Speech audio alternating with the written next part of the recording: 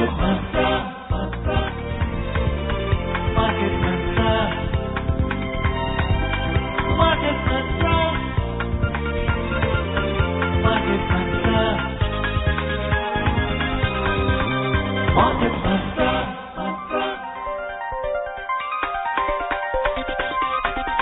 Market Mantra. Namaskar and welcome to this Wednesday edition of Market Mantra, the program in which we give you a complete update on the economic, business and stock market news of the day. Well, I'm Lalema Neja Dank and with me is my co-anchor in Hindi, Vishal Sharma. नमस्कार, market मंत्र में आप सभी का स्वागत। प्रतिदिन की तरह आज भी हम आर्थिक, व्यापारिक और शेयर बाजार से जुड़े ताजा समाचार आप तक लाएंगे और उन पर चर्चा भी करेंगे। चर्चा के लिए आज हमारे साथ कार्यक्रम में ऑनलाइन आमंत्रित हैं बिजनेस स्टैंडर्ड के संपादकीय निदेशक ए.के. भट्टाचार्य। भट्टाचार्य जी नमस्कार, मार्केट मंत्र में आपका स्वागत। नमस्कार। सबसे पहले हेडलाइंस के साथ है लालिमा नेजा। Thank you, Vishal. Yes, the headlines: fundraising through public issues witnesses growth of 115% in fiscal year 2020-21. Assets under management of mutual fund industry increases by 41% to 31.43 lakh crore rupees as of March the 31st, 2021. Global stocks climb amid overnight gains in the U.S. stocks. Investors remain cautious awaiting earning reports from companies for further cues. And oil prices rise more than 1.5% after a decline in U.S. inventories. Resurgence of coronavirus cases capped the gains. वित्त वर्ष 2020-21 के दौरान public issue के जरिए पैसा जुटाने में 115% की वृद्धि। अमेरिकी शेयर बाजारों में तेजी के बीच वैश्विक शेयर बाजार चढ़े। कंपनियों के नतीजों की प्रतीक्षा में निवेशकों का सतर्क रुख और अमेरिकी तेल भंडारों में कमी के बाद कच्चे तेल की कीमतों में 1.5% से भी अधिक की बढ़ोतरी।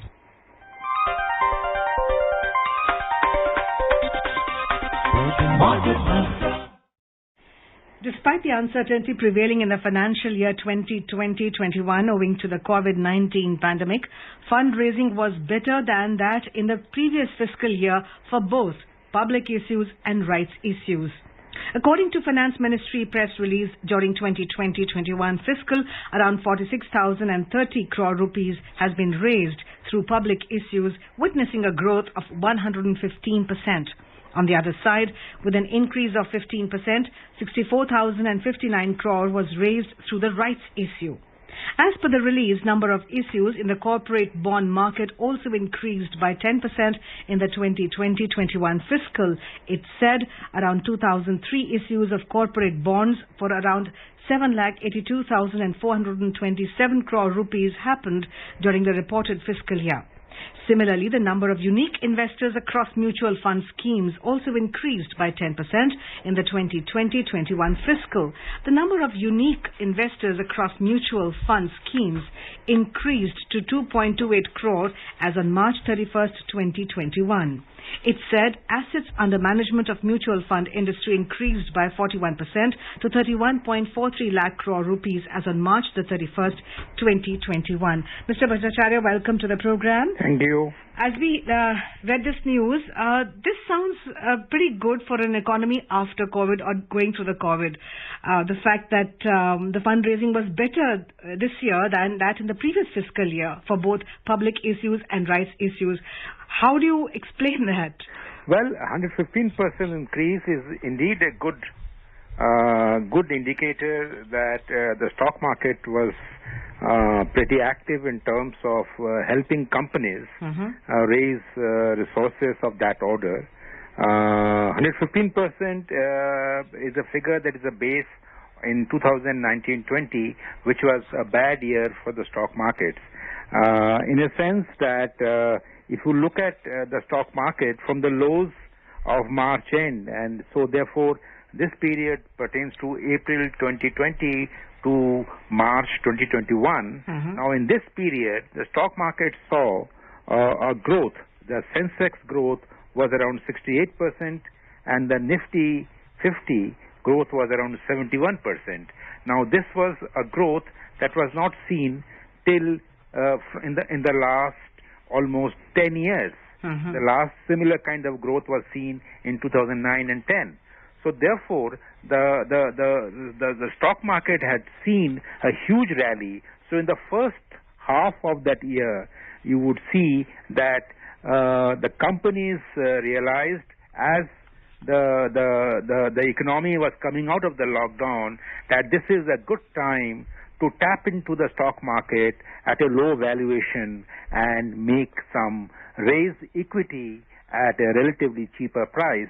And so therefore, the rush for corporate India into the stock market to raise more resources, that is one factor. The other factor is that the implicit faith in the revival of the economy, which will take place, it was expected to take place a year after, also goaded the India Inc., the Indian companies, to tap into the Indian stock market to raise more resources.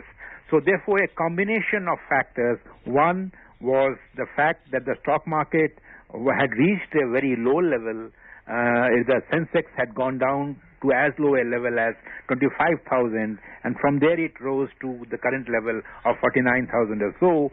So therefore, this sharp rise, the first half of the year saw a low Sensex figure, and the companies used that opportunity to mop up the resources at a relatively low valuation, and that is the reason. And the second reason is how the India Inc.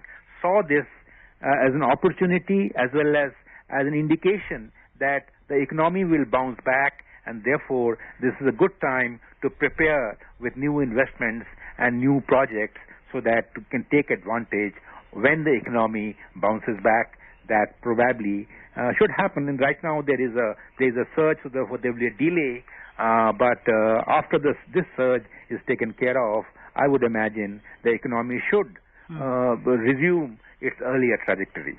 And the fact that over the last few years the corporate tax has been reduced, which is what they wanted, has that also given that X factor, that confidence to the corporate sector? Yes, to some extent, yes, because India is now among the low tax countries where a new company, manufacturing company, can actually set up a unit and pay only a base tax rate of 15% plus cess and surcharge, which takes it to around 17.5% or so, which is one of the lowest tax rates in the world right now. So therefore, that has certainly bolsters the confidence of the Indian income. But also remember that it was heavily reliant on an expected demand recovery that should take place once the rollout of the vaccination takes place, once the COVID-19 pandemic, its impact has been contained. So a lot of factors were at play. Certainly, the tax rates being very friendly was an important consideration the India Inc. members must have kept in mind. जी भट्टाचार्य जी, वित्त मंत्रालय की जो press release है वो mutual fund industry के बारे में भी बात करती है, और इसमें ये बताया जा रहा है कि म्यूचुअल फंड स्कीम्स में निवेशकों की संख्या बढ़कर 2 करोड़ 28 लाख तक पहुंच गई है मार्च 31, 2021 को, और जो एसेट्स हैं म्यूचुअल फंड इंडस्ट्री के अंदर उनमें 41% तक का इजाफा हुआ है। ये अपने आप में क्या बताता है? देखिए, इसके दो अर्थ निकलते हैं। एक तरफ तो हम ये कह सकते हैं कि किस तरह से हमारे देश में जो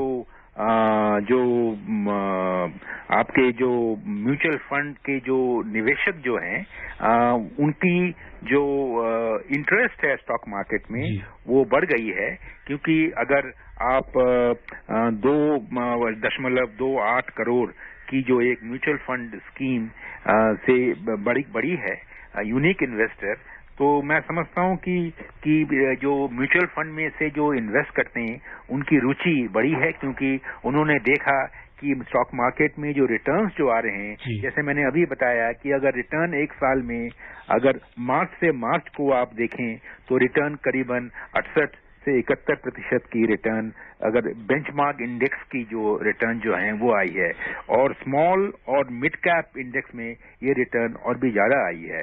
सो आप ये एक कारण है। दूसरा और एक कारण ये है कि हालांकि जो निवेशकों की संख्या बढ़ गई है, उनकी जो राशि जो उन्होंने निवेश की है उसकी जो वैल्यू है वो भी बढ़ गई है, पर काफी रिडेम्पशंस भी हुई हैं। इसका मतलब ये है कि जो म्यूचुअल फंड के जो निवेशक जो हैं वो काफी सचेतन हैं और काफी इंटेलिजेंट हैं, तो वो स्टॉक सेवी हैं, क्योंकि उन्होंने जो ही देखा कि अगर मार्केट में थोड़ी बहुत उछाल आई है, उन्होंने अपनी प्रॉफिट बुक करके वो बाहर चले गए हैं। सो इस बार में जो रिडेम्पशन का लेवल जो है वो भी काफी अच्छा रहा है, पर उसके ऊपर भी उनके म्यूचुअल फंड के निवेशकों ने अपने म्यूचुअल फंड इन्वेस्टमेंट से रुचि से वो बाहर नहीं गए, वो कंटिन्यू करते रहे इन्वेस्टमेंट, क्योंकि उन्होंने ये देखा कि इसमें अगर आप इन्वेस्ट करते रहें शायद स्टॉक मार्केट में एक जो बायोंसी है वो उनके सहायक होगी। And could there be a corollary conclusion, Mr. Bhattacharya? And can we say that the government's various reforms to put money in the common man's pocket through various reforms has been successful? Can we draw a conclusion, a corollary conclusion? I would not connect the mutual fund investors' desire and action to invest more in the stock market to the government decisions or reforms. On the contrary, I would say that the financial savings, the household financial savings that had seen a huge rise because there was a demand compression in the consumer goods, consumer durable section because of the COVID-19 lockdown and the long, economic activities still to come back to its old self, though the financial household savings were going up, and a part of the financial household savings has actually got diverted to these investments, because even the real estate market is not doing well. Right. The gold is patchy. Yes. So therefore people have been drawn towards stock markets, and they're to gain from the buoyancy that stock market has seen in the last few months. Right, well said. और बात अब share बाजारों की, घरेलू share बाजारों की बात करें तो आज अंबेडकर जयंती के उपलक्ष्य में शेयर बाजार आज बंद रहे, कोई कारोबार नहीं हुआ घरेलू शेयर बाजारों में। रुख करते हैं वैश्विक बाजारों का। सबसे पहले एशियाई बाजारों की बात करें तो अमेरिकी शेयर बाजारों में तेजी के बाद आज एशियाई बाजारों में बढ़त का रुख रहा। हालांकि निवेशकों को कंपनियों के नतीजों का इंतजार है। हांगकांग के हैंग सेंग में 1.4% का उछाल आया। चीन का शंघाई कंपोजिट इंडेक्स 0.6% लाभ में रहा और दक्षिण कोरिया का कोस्पी 0.4% चढ़ा। वहीं दूसरी तरफ जापान की निकेई में 0.4% की गिरावट रही और सिंगापुर का स्ट्रेट्स टाइम्स 0.3% फिसल गया। अंतर्देशीय कारोबार में यूरोपीय बाजार लाभ के साथ कारोबार कर रहे थे। लंदन के FTSE 100 में 0.4% की वृद्धि दर्ज हुई और फ्रांस के कैक में 0.5% का उछाल आया, जबकि जर्मनी का डेक्स लगभग सपाट कारोबार कर रहा था। So, Mr. Bhattacharya, how do you explain the Asian stocks climbing up? Is that a ripple effect of the US stocks doing well? Yes, of course, because of the US stocks doing well. But you also have to see that there is many of the Asian countries are now recovering from the second wave of the COVID situation, and there is demand recovery. The Chinese economy has done extremely well in terms of exports, and even its imports have risen. So there is demand that is on the rise. So therefore, the Asian economies are reflecting that positive sentiment, and even though nobody is certain that whether COVID-19 has been fully controlled and its impact has been managed, but there is a demand recovery, and what I call the risk aversion element has going away. Demand recovery is taking place. Exports are on the rise. Imports are also on the rise. Infrastructure investments are back on the table. So therefore, on the whole, the Asian economies are actually right now on a kind of an upswing, and which is what is reflected in the Asian stocks today. Bhattacharya जी, अगर वापस घरेलू बाजारों की बात करें तो सोमवार को एक बड़ी गिरावट रही बाजार में। 1708 अंकों की बड़ी गिरावट थी। मंगलवार को शेयर बाजारों ने मजबूती के साथ वापसी की। 660 अंकों की बढ़त रही सेंसेक्स में और निफ्टी 14,505 पर बंद हुआ। मंगलवार को ही सरकार ने विदेशी टीकों को मंजूरी दी और मंजूरी के बाद ये तेजी देखी गई। क्या केवल यही एक वजह थी कि विदेशी टीके को मंजूरी मिली है, टीकाकरण तेज होगा, टीकाकरण की रफ्तार बढ़ेगी, या फिर कुछ और भी कारण रहे बाजार को उठाने में? कल देखिए, पहली बात तो ये है कि जो टीकाकरण का जो एक नया जो डिसीजन जिसने आपकी और जिसने आपने और कहा, उससे जरूर मार्केट में थोड़ी बहुत तेजी आई होगी, क्योंकि इस वक्त एक जो डर जो है मार्केट को, दो तरफ का डर है। एक तरफ है कि जो नया जो कोविड का सर्ज के कारण जो महाराष्ट्र जो देश का एक बहुत बड़ा मार्केट है, उसमें जो 15 दिन का जो एक कर्फ्यू करीबन एक लॉकआउट तो नहीं कह सकते हम, लॉकडाउन तो नहीं कह सकते हैं हम, पर कर्फ्यू कह सकते हैं उसको हम। रेस्ट्रिक्शंस हैं, रोकथाम है काफी इकोनॉमिक एक्टिविटी को ऊपर, तो उसका एक डर है एक।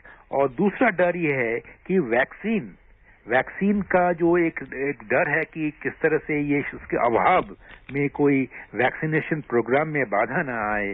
तो दोनों डर मैं समझता हूं कि अर्थनीति के सामने एक लगा हुआ है। पर उस दोनों डर से एक डर जो है वैक्सीनेशन शॉर्टेज का डर, वो थोड़ा बहुत कम हो गया है। और सरकार से भी एक आशाप्रद एक सूचना आई है।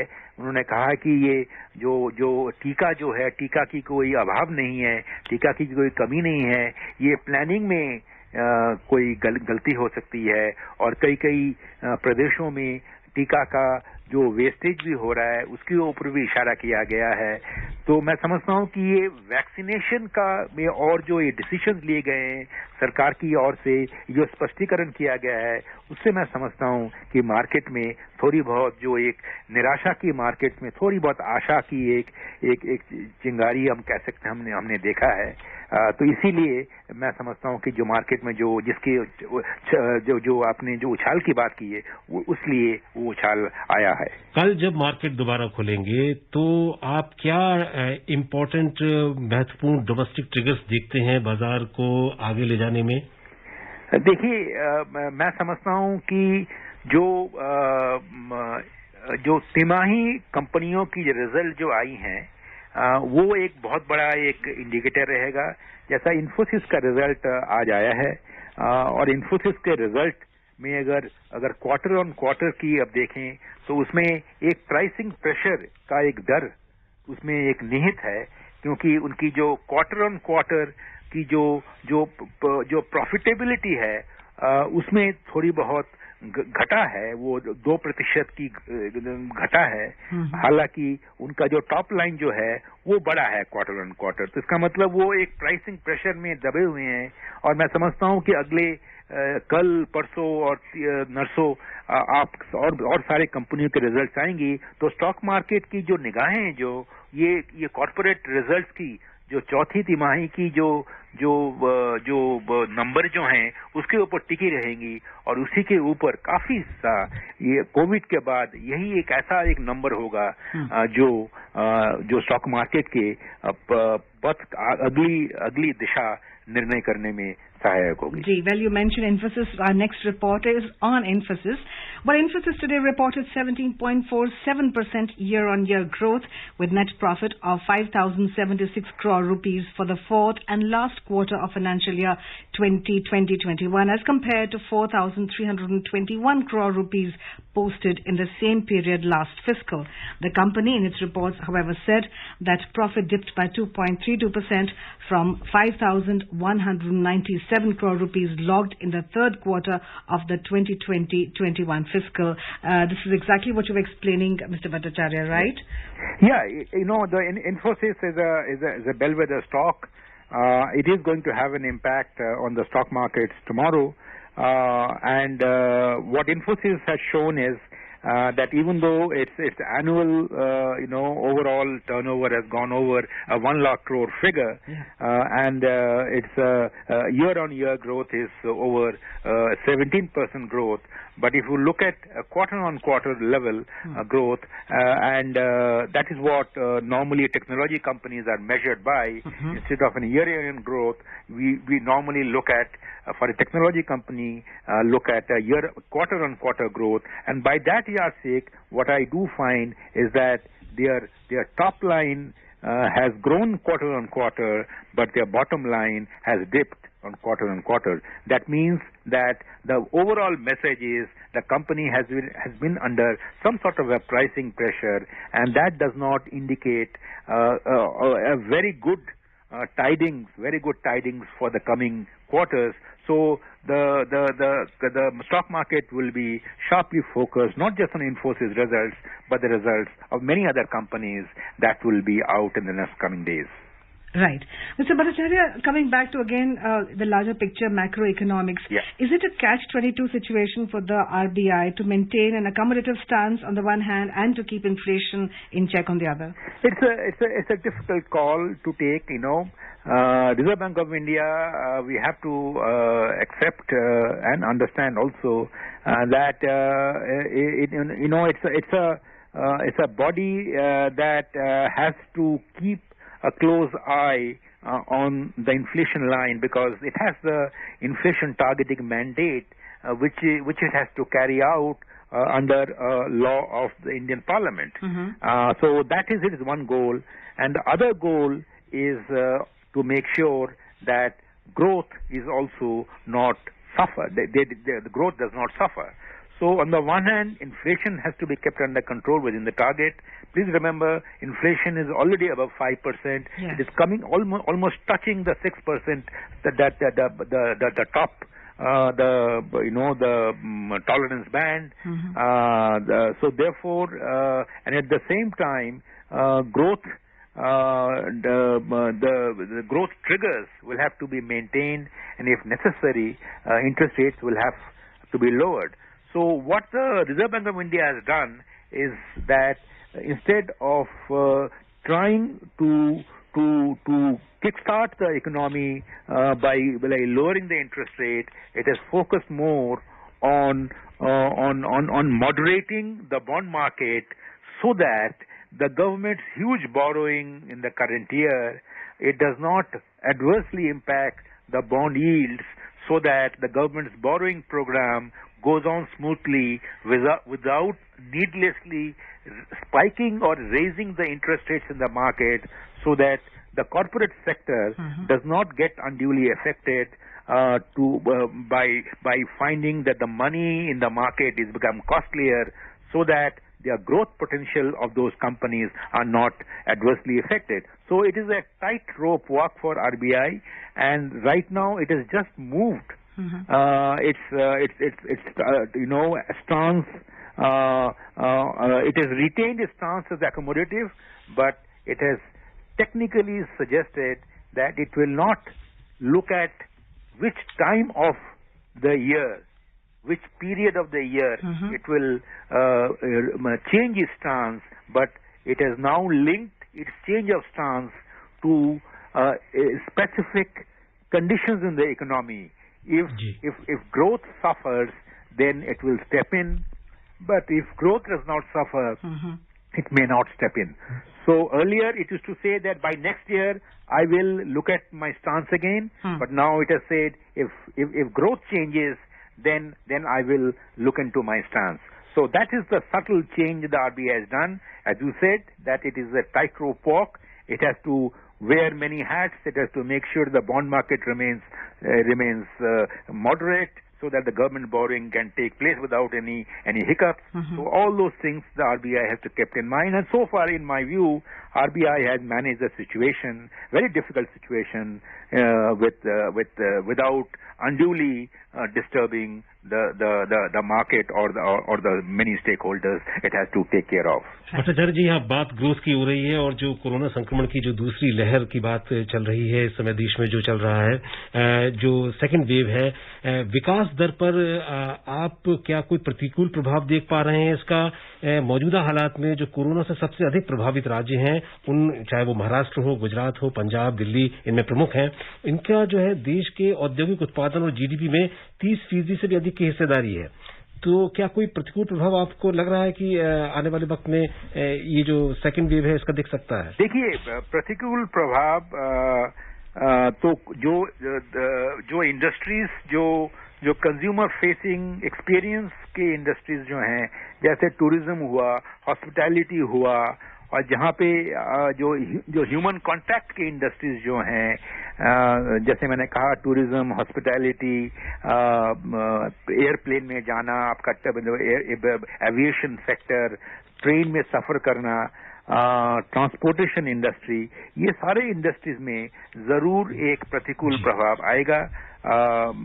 पर ऐसे बहुत सारे इंडस्ट्री हैं